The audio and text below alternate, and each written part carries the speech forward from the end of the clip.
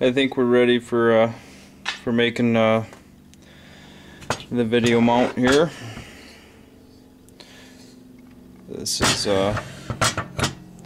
what I've been running for over a year now. Just peg onto flywheel.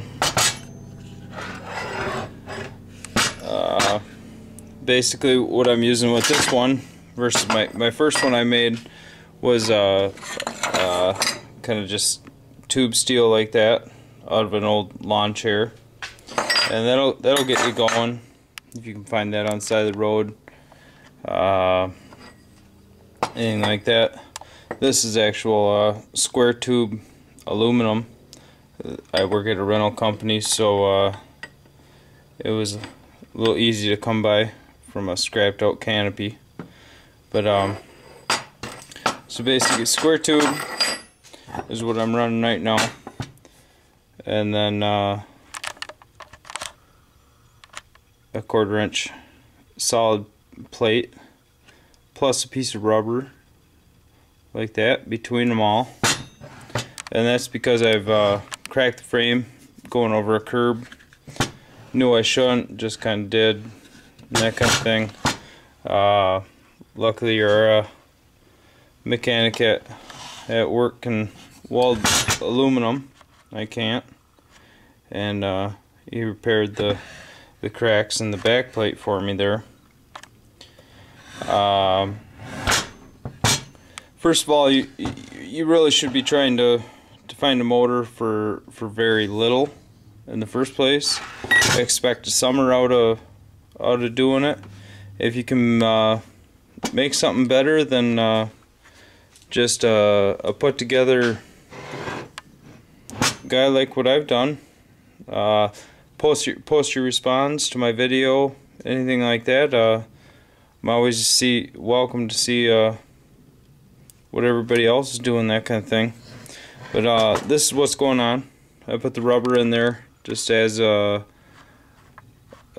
maybe kind of a baffle, I guess you'd say. Lighting's not the best in here, but see the rubber and the solid stick of aluminum between square tubing. And then on mine, I went inside these pockets, drilled holes enough that a 1/4 inch bolt will go.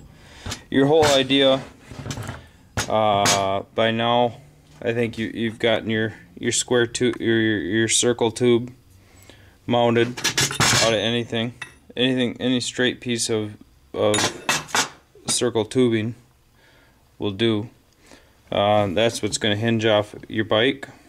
Solid tube right here, or not tube, but whatever, shaft, whatever, goes in to the square tubing there. One bolt, and for that I would say your softest bolt you can find to act as a shear pin for this rocking back, and then rocking up from the pressure of your strap that you're going to put on. But this bolt right here almost could even be some wood dowel like that, just a piece, because you'd rather have that break on you every 10 times going out than have your motor crack apart. That's just going to act as a shear pin.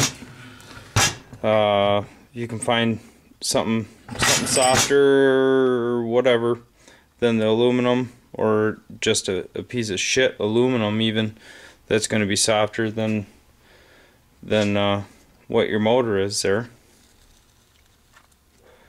But so just hinge from here to the square shaft. The square shaft's going to I just have 1 inch square shaft there. Get some light here, and then just 1/4 inch bolts holding the solid shaft onto there, onto the square tubing there. But what's holding the motor on itself? 2 bolts. Gonna be about just like this. And then if you can find something with threaded all the way, then you're good, and then you can cut it out with the hacksaw. I put my bolts in this way. If you got long ones, just put them in long ways, cut them off flush with the case of the housing there.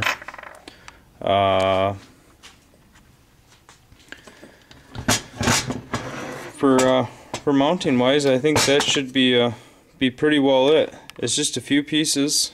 The main idea is to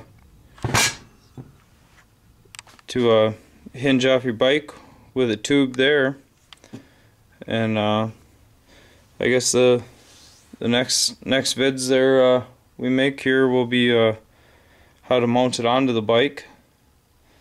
Right. I've been pretty slow. I've been pretty busy in life lately, and a lot of back problems and that kind of thing. So it's been hard to get out here. But hopefully that gets you through the easiest way to mount your bike, run for a summer. Don't spend a lot of money. No point. If you're spending over 75 bucks, then you might as well look into a moped. Really, unless you know a little motorized bicycle like that, like this one, will let you can lift the motor up off the wheel, ride the state trails, all that kind of thing. So so you're not motorized during the trails, and you can get a lot of places with them. But look into moped stuff before you spend a bunch of money on it. It's supposed to be a almost free or free type of thing. So, alright, see ya.